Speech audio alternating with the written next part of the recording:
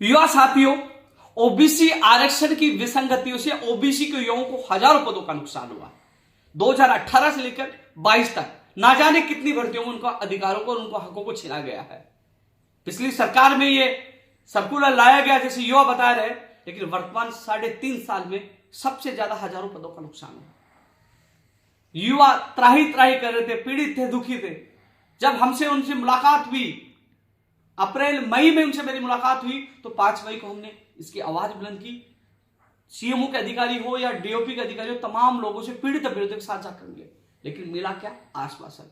हमने कहा कि 12.5% जो एक्स सर्विसमैन का आप अलग कर दीजिए। कम से कम युवा तैयारी कर रहा है, विज्ञप्ति में पोस्टें बताई जाती है 500 600, और जब ज्वाइनिंग की बारी आती है तो उसको सीटें भी नहीं मिलती। एक बड़ा धोखा होता है, क्योंकि आप पहले स्पष्ट कर दोगे वो तैयारी नहीं कर पाएंगे। ये विसंगतियां दूर होनी चाहिए, 12.5% उनका अलग होना चाहिए और युवाओं को न्याय मिलना चाहिए।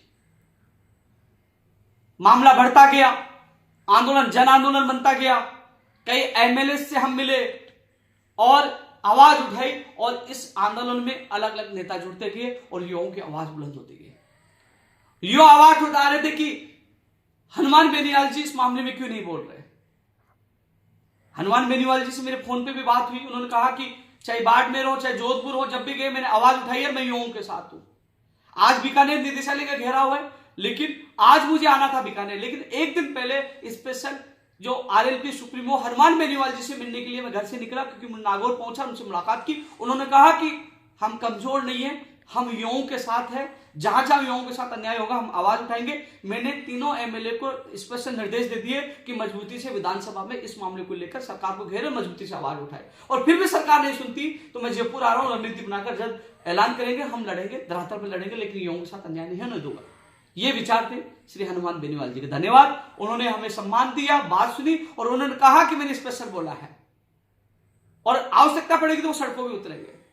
तो साथियों, हमारा उद्देश्य यही है कि तमाम लोग जो बड़े दिग्गज हैं, जिनके एक जननेता है, इनके पास लाखों लोगों की भीड़ है, इन सबको साथ लाकर सरकार पर दबाव बनाकर ओबीसी युवाओं को न्याय दिलाने की हम मांग कर रहे हैं। और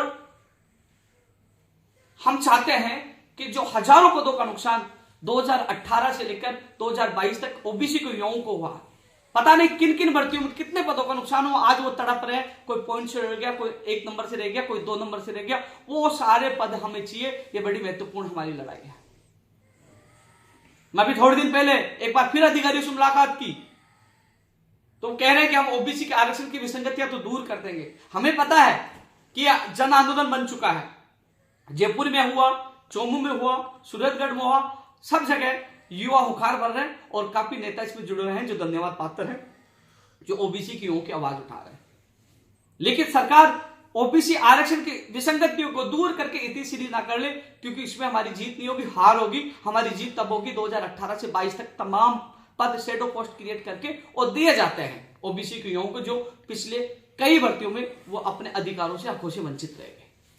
महत्वपूर्ण लड़ाई है, इसी के लिए मैं लगातार आवाज उठा रहा हूं और नेताओं से हाथ जोड़कर निवेदन कर रहा हूं। ओबीसी के पीड़ित तमाम युवाओं की तरफ से मैं हाथ जोड़कर निवेदन कर रहा हूं। आपको सैल्यूट करेंगे, सलाम ठोकेंगे, स्वागत करेंगे, आंखों बिठाएंगे, लेकिन 2018 से 22 तक तमाम पद चाहिए ओबीसी के युवाओं को। जिन पदों का उनको नुकसान हुआ है, वो सारी, उनका पूरा परिवार आपको दुआ देगा।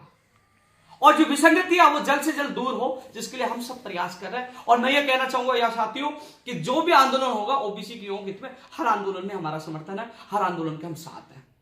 लेकिन मैं कुछ देख रहा था सोशल मीडिया में, कुछ युवा कह रहे थे उपेंद्र यादव चुप क्यों है, को वो ओबीसी आरक्षण की विसंगतियों की आवाज क्यों नहीं उठा रहा, वो खुल के क्यों नहीं बोल रहा।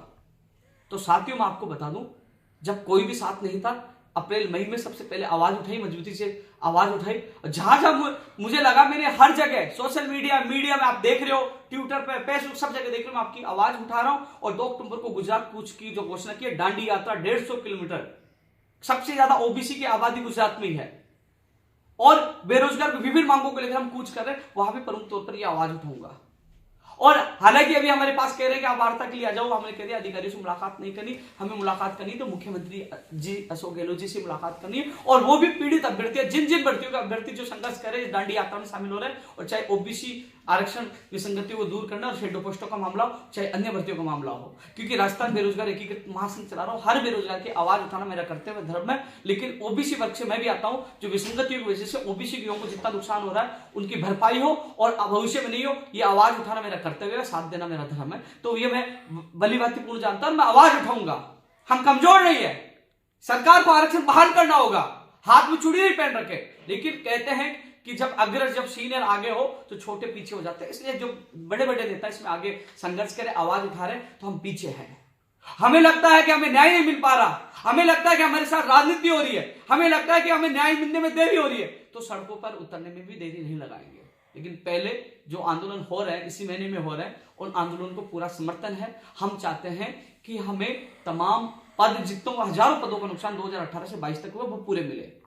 ऐसा नहीं कि सरकार कह रही कि हम 12.5% एक्स सर्विसमैन का अलग कर रहे हैं, हम संशोधन कर रहे हैं उस नियम में, और कह दिया कि हमने ओबीसी के युवाओं को न्याय दे दिया है और हमने ये बड़ा फैसला लिया था। इस पे इतनी सीधी करके ये हमारी जीत नहीं होगी, ये हमारी हार होगी। जीत तब होगी जब उन युवाओं को न्याय मिलेगा जो 2018 से 22 तक हजारों पदों का नुकसान हुआ, तब असली जीत होगी। ये तो हमें पता, आज नहीं तो कल इनको करना पड़ेगा, क्योंकि दबाव बन चुका है। हर राजनेता, हर व्यक्ति इसको आवाज उठा रहा है, विधानसभा में इसकी गूंज दिखाई देगी। हर व्यक्ति आवाज उठा रहा है, युवा आवाज उठा रहा है, सोशल मीडिया पे ट्रेंड हो रहा है। तो सरकार को ये विसंगतियां तो बहाल करनी पड़ेगी, आज नहीं तो कल। हो सकता है इसी महीने में ये कर दे, क्योंकि 2 अक्टूबर को हम गुजरात कूच भी कर रहे हैं। गुजरात कूच 1000 युवाओं के साथ कूच कर रहे हैं, और 1000 युवा, राजस्थान में 50,000 युवा इकट्ठे हो जाओ, गुजरात में 1000 युवा कूच कर लो, और उसमें ये तमाम जो मांगे हैं, तमाम मांगों के लिए हम संघर्ष कर रहे हैं। जो युवा बेरोजगारों की मांगों के साथ साथ प्रमुख तौर पर ओबीसी के ये मांग भी उठाएंगे, और हमें पता है कि सरकार को आज नहीं तो कल विसंगतियां तो दूर करनी होगी। लेकिन सबसे बड़ा जो संशय बना है, जो युवा बेरोजगार त्राई कर रहे हैं, उम्मीद कर रहे हैं, आशाओं से देख रहे हैं नेताओं की तरफ, क्या 2018 से 22 तक शेडो पोस्ट मिलेगी। तो मैं तमाम कांग्रेस के नेताओं से, तमाम जो इस आंदोलन में सहयोग करने वाले नेताओं से हाथ जोड़ के निवेदन है, आंदोलन में हर युवा आपके साथ होंगे। जहां आपका पसीना होगा, युवाओं का खून होगा, आप संघर्ष करिए, हम आपके साथ हैं। जहां बुलाओगे हम आएंगे, लेकिन हमें शेडो पोस्ट चाहिए। जितने हजारों पदों का नुकसान हुआ वो पद चाहिए। ओबीसी के युवा और उनका परिवार आपको दुआ देंगे, आपको सर आंखों बिठाएंगे। लेकिन ऐसा नहीं हो कि हाँ, सरकार ने हमारी मांग मान ली है, आने वाली भर्तियों में विसंगतियां दूर कर दी है और हमारे संघर्ष की जीत होगी। नहीं, ऐसा नहीं चलेगा। इसको न हम माफ करेंगे, न प्रदेश का युवा ओबीसी वर्ग का माफ करेगा, क्योंकि असली लड़ाई 18 से 22 तक जिन हजारों पदों का नुकसान हुआ, आने वाले समय में बहुत कम भर्तियां है, वो पद चाहिए, हजारों पदों का नुकसान हुआ, तब असली जीत होगी। हम सैल्यूट करेंगे। यदि हम एक इसी चीज पे समझौता कर ले कि साहब विसंगतियां दूर कर दो, विसंगतियां तो उनको दूर करना होगा। चुनाव आ चुके 2023 के, ज्यादा दूर नहीं है चुनाव आ चुके। ओबीसी वर्ग बहुत बड़ा है, कोई भी नहीं चाहता कि ओबीसी वर्ग की दुश्मनी लेकर वो चुनाव में उतरे, क्योंकि सुपड़ा साफ हो जाएगा। और युवाओं का आक्रोश ट्विटर पर आपने देखा होगा, युवाओं का आक्रोश आपने सोशल मीडिया पर देखा होगा। ये आक्रोश उनको भस्म करने वाला है। इनको विसंगतियां तो दूर करनी होगी, इनको 12.5% तो अलग करना होगा। करेंगे, आज नहीं तो कल करेंगे। हो सके तो इसी महीने में जल्दी कर दे, करना पड़ेगा ये तो, क्योंकि युवाओं का दबाव है, युवाओं का आक्रोश है और ओबीसी के युवाओं का जोश है। लेकिन सवाल यही है, मैं एक बार पुनः निवेदन करना चाहूंगा तमाम नेताओं से, 18 से 22 तक, 2018 से 22 तक जितने ओबीसी के युवाओं को जितनी सीटों का नुकसान हुआ, शेडो पोस्ट क्रिएट करवाए, उनको दिलाए। वो असली न्याय ओबीसी के युवाओं के साथ होगा, वो असली जीत आप लोगों की होगी, वो असली जीत हम सब युवाओं की होगी। अन्यथा ये हम सबकी हार होगी। हाथ जोड़कर निवेदन नहीं करूंगा, बस सड़कों पर उतरिए।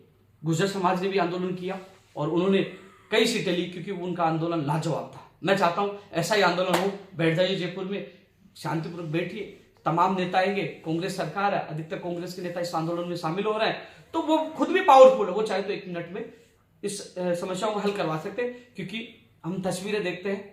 भारत जोड़ो यात्रा में भी राहुल गांधी जी के साथ उनकी तस्वीरें हैं, मुख्यमंत्री जी के साथ उनकी तस्वीरें हैं, तो पावरफुल है। वो एक फोन करवा सकते हैं, एक बात रख सकते हैं, 1 मिनट में समस्या को हल हो सकता है। 1 मिनट में विसंगतियों जो ओबीसी आरक्षण वो दूर हो सकती है, और तुरंत ये जो शेडो पोस्ट क्रिएट करने के भी आदेश हो सकता है। बस यही है कि वो अपनी ताकत का कितना उपयोग कर पाते हैं। लेकिन हम ये कहते हैं कि आपकी ताकत कमजोर नहीं है, आप बहुत मजबूत है, क्योंकि युवा आपके साथ है। लाखों ओबीसी युवाओं की निगाह आपके ऊपर है, लाखों युवा आपके साथ है। और रही बात कि हमें, मैं एक चीज और कहूंगा, जोड़ने वाला बड़ा होता है, तोड़ने वाला कभी बड़ा नहीं हो सकता। हनुमान बेनीवाल जी से जो मिला, उनके विचार सुने और उन्होंने ये कहा कि मैं आपके साथ हूं, मैंने समर्थन दिया और जब आवश्यकता होगी सड़कों पे आऊंगा। उन्होंने कई चीजें और साझा की थी, कई रणनीतियां साझा की थी, क्योंकि मैं अभी आपको बता नहीं सकता, क्योंकि इसलिए उन्होंने साझा की थी कि मैं चाहता हूं ओबीसी का भला हो और वो रणनीति समय आने पर साझा कर दी जाएगी। लेकिन उनका एक ही उद्देश्य था कि ये किन प्रकार ओबीसी के युवाओं का भला हो, वो ओबीसी के भविष्य के ओबीसी के युवाओं के साथ है। धन्यवाद उनको भी समय दिया और आवाज उठाई, और तमाम ओबीसी के तमाम नेताओं को जो आवाज ओबीसी की बनकर उभर रहे हैं, आवाज उठा रहे हैं। लेकिन यही कहना चाहूंगा, हमें 2022 तक यानी 18 से 22 तक शेडो पोस्ट चाहिए, तब असली न्याय होगा। हम आपके साथ हैं, हर आंदोलन में साथ है, ऐलान कर रहा हूं, हर आंदोलन में साथ है, हमारी टीम रहेगी, हम रहेंगे और हर आंदोलन में सहयोग करेंगे, लेकिन बेशर्त कि ओबीसी के लोगों को न्याय मिलना चाहिए। जय हिंद, जय भारत।